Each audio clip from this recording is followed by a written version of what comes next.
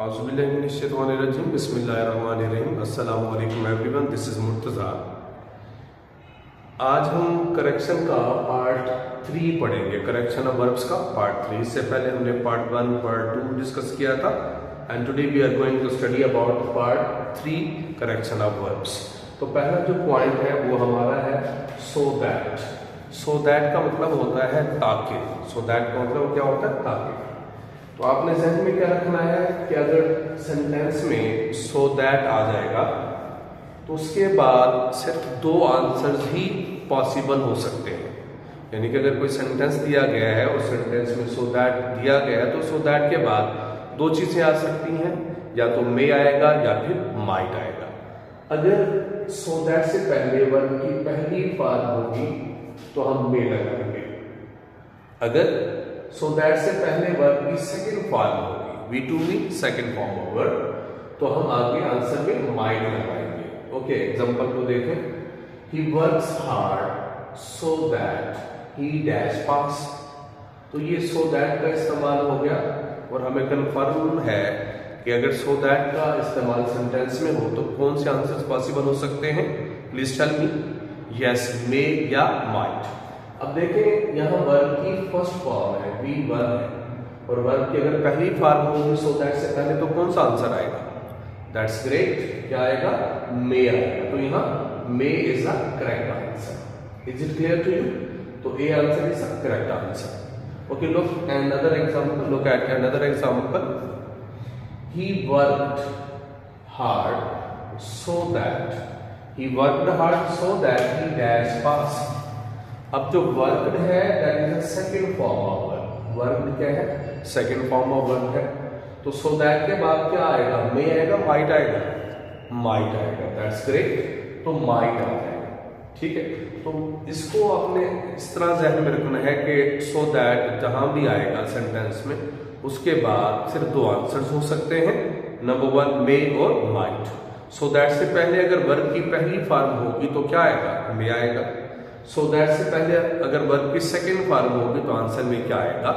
Might आएगा। I think so it is clear to you. Let's move towards next point.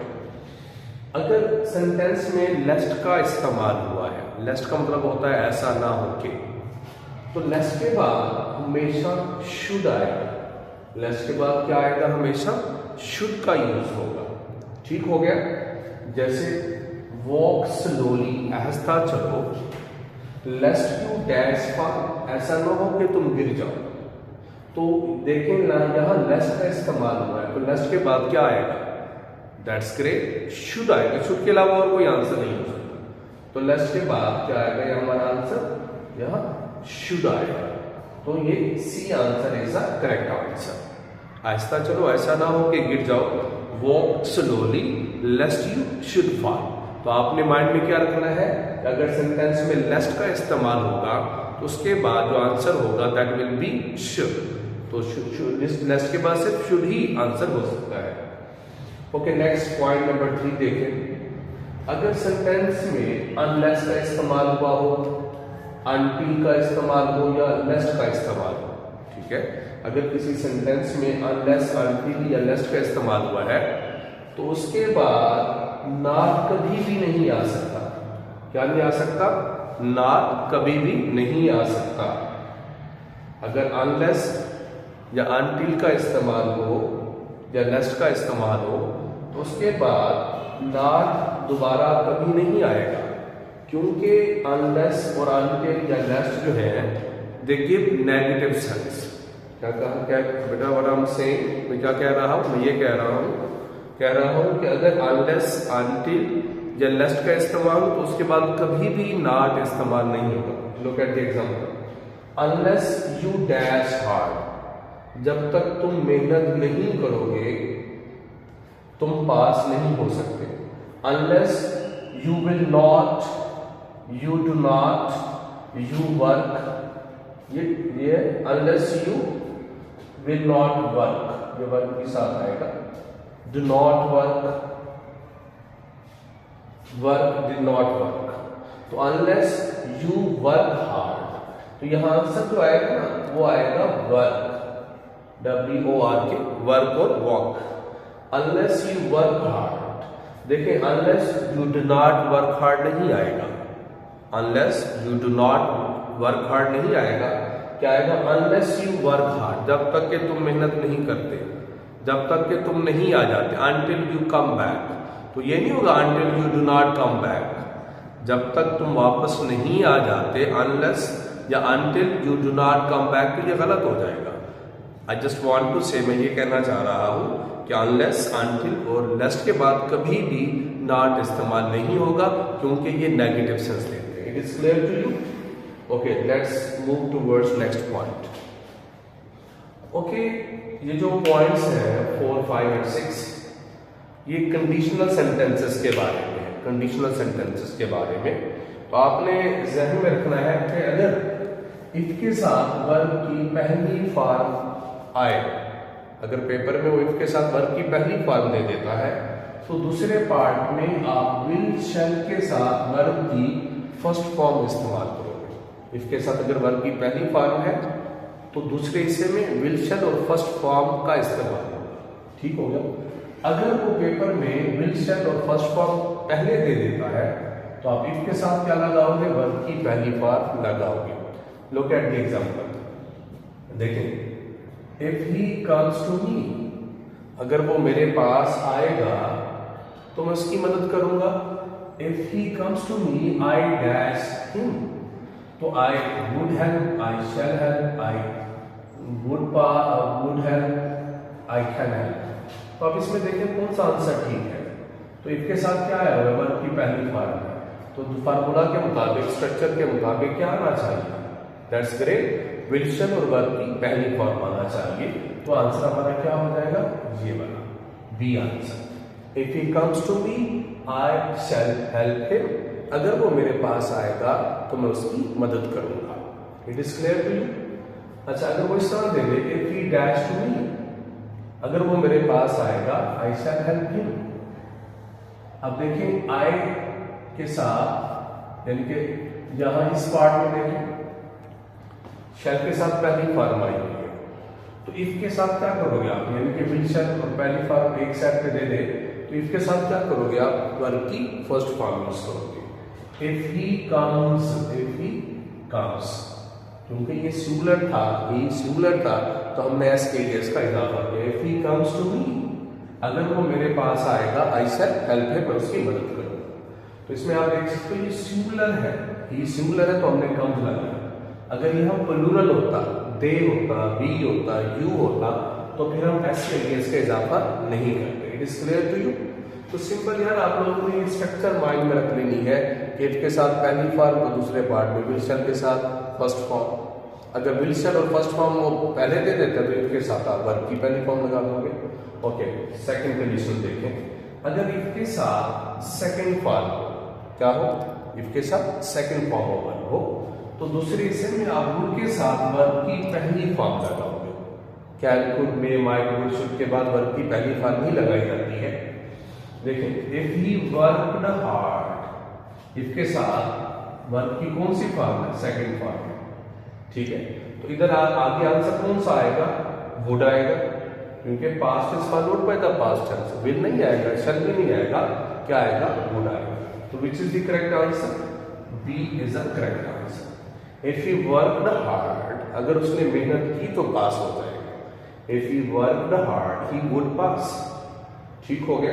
तो ये आपने structure को माइंड रखना। आगे देखें, अगर वो इस तरह दे देता है sentence, if he would pass, he would pass, he would pass if he dash, he would pass if he worked hard, लिखोगे if he worked hard, ये बी आंसर है, इसका करेक्ट आंसर। वो कैसे?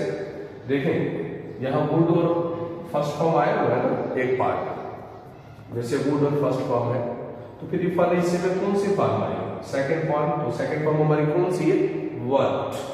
तो he would pass if he worked hard। आगे देखें, third condition, अगर if के साथ had और थर्ड फॉर्म हो, if के साथ क्या हो? had प्लस थर्ड फॉर्म, तो दूसरे हिस्से में हम would have के साथ थर्ड फॉर्म लगा देंगे। would have के साथ क्या कर देंगे? थर्ड फॉर्म लगा देंगे। तो ये उलट भी हो सकता है कि अगर वो पेपर में वुड है वो थर्ड फॉर्म पहले दे देता है तो आपने इफ के साथ हैड और थर्ड फॉर्म लगा देना है।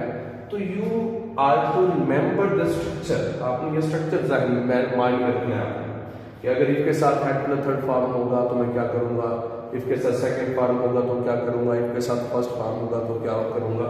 तो you must keep the structure in mind. Okay, look at the example. If he had come to me, अगर वो मेरे पास आता तो मैं उसे पढ़ाता। If he had come to me, तो इफ के साथ क्या लगा हुआ है, हैड और वन की थर्ड फॉर्म। इफ के साथ अगर हैड और थर्ड फॉर्म हो तो क्या करते हैं दूसरे पार्ट में, okay you just tell me, that's correct. Would have और थर्ड फॉर्म लगाएंगे तो कौन सा आंसर आएगा, A answer. If he had come to me I would have taught him, अगर वो मेरे पास आता तो मैं उसे पढ़ाता। तो आपने इस स्ट्रक्चर को माइंड में रखना है। It is clear to you. अब कंडीशनल सेंटेंसेस को मैं दोबारा रिवाइज करवाने लगा हूं। इफ के साथ पहली फॉर्म आएगी तो आगे क्या लगाओगे आप, वेरी गुड, विल शेल और फर्स्ट फॉर्म। पेपर में अगर विल शेल और पहली फॉर्म वो पहले दे दे तो इफ के साथ क्या लगाओगे, दैट्स ग्रेट, फर्स्ट फॉर्म लगाओगे। अगर वो इफ के साथ सेकंड फॉर्म देता है तो दूसरे पार्ट में आप क्या लगाओगे, that is very good, would लगाओगे, यू आर राइट। अगर वो वुड दे देता है तो इफ के साथ आप क्या करोगे, आप सेकंड फॉर्म लगा दोगे। इसी तरह अगर इफ के साथ वो हैड और थर्ड फॉर्म देगा तो दूसरे पार्ट में आप वुड हैव और थर्ड फॉर्म लगा दोगे। अगर वो वुड हैव और थर्ड फॉर्म पहले दे देता है तो इफ के साथ क्या आएगा, हैड प्लस थर्ड फॉर्म आएगा। Okay, let's move forward. Okay, look here, there is another example. देखें, अगर इफ के साथ क्या हो, जस्ट अ सेकंड। अच्छा देखें जरा, अगर दूसरे एग्जांपल देखें, इफ ही डैश रिच, अगर वो अमीर होता, he would have help the poor, तो वो गरीबों की मदद करता। अब देखें कि ही वुड हैव और थर्ड फॉर्म आया हुआ है, वुड हैव और थर्ड फॉर्म इस पार्ट में। तो अगर एक पार्ट में वुड हैव और थर्ड फॉर्म वो पेपर में दे देता है तो उसके साथ क्या करोगे आप, उसके साथ आप हैड और थर्ड फॉर्म लगाओगे। अब इफ ही वॉज नहीं आ सकता, ठीक हो, क्योंकि ये हैड और थर्ड फॉर्म नहीं है। Had been, is, has been, ये भी नहीं आ सकता, इज भी नहीं आ सकता, तो that is the correct answer. ये पैसिव टेंस वजह से हमने बिन लगाया। अगर वो अमीर होता, if he had been rich, अगर वो मेरा दोस्त होता, if he had been my friend, तो अब हैड बीन की जगह अगर वर होता तो वो ठीक हो सकता था, क्योंकि इस तरह के कंडीशनल सेंटेंसेस में जो हैड बीन है it can be replaced by were, यानी कि आप हैड बीन की जगह वर भी लगा सकते हो। तो इफ ही वर रिच, और you can say if he had been rich, अगर वो अमीर होता, he would have helped the poor, तो वो गरीबों की मदद करता। Okay, next point, point number 7 देखिए। अच्छा, अगर सेंटेंस में हैड बेटर आ जाए, मेक मेड आ जाए, नीड आ जाए, बीहोल्ड आ जाए, वॉच आ जाए, सी आ जाए, हेयर आ जाए, लेट आ जाए, तो आप जहन में रखें कि इन वर्ड्स के बाद हमेशा वर्ब की पहली फॉर्म इस्तेमाल होती है। क्या यूज होती है, वर्ब की फर्स्ट फॉर्म, लेकिन टू नहीं लगाते उसके साथ, विदाउट टू। यानी कि जैसे you had better sit down, तो मैं ये नहीं कहूंगा you had better to sit down, you had better come here, ये नहीं कहूंगा you had better to come here. तो हैड बेटर के बाद क्या करते हैं, हैड बेटर के बाद, मेक मेड के बाद, बीहोल्ड के बाद, वॉच के बाद, हियर के बाद, लेट के बाद, नीड के बाद, हमेशा आप क्या करते हैं, आप वर्ब की पहली फॉर्म लगाते हैं लेकिन टू नहीं लगाते। ओके, एग्जांपल देखें, you had better dash write, wrote, writes, to write. तो ये वर्ब हमने, ये तो हमें पता है ना कि हैड बेटर के बाद वर्ब की कौन सी फॉर्म लगानी है, फर्स्ट फॉर्म लगानी है, और किसके बगैर लगानी है, टू के बगैर। इसे कहा जाता है bear infinitive.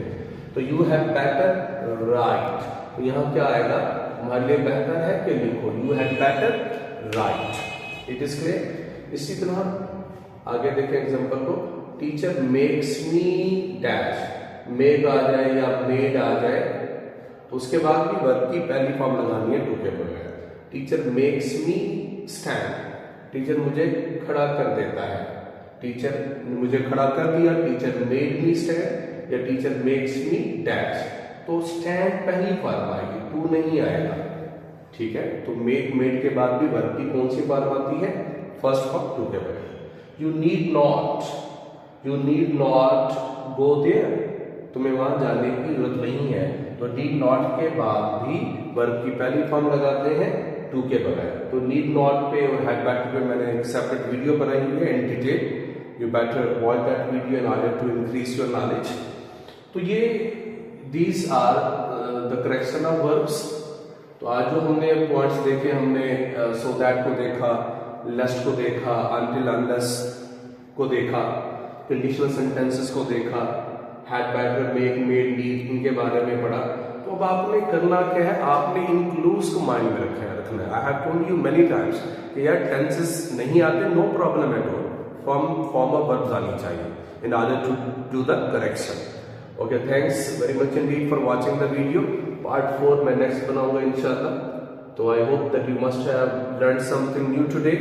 You are requested to like, share my videos and subscribe my channel. Thank you. See you in the next video.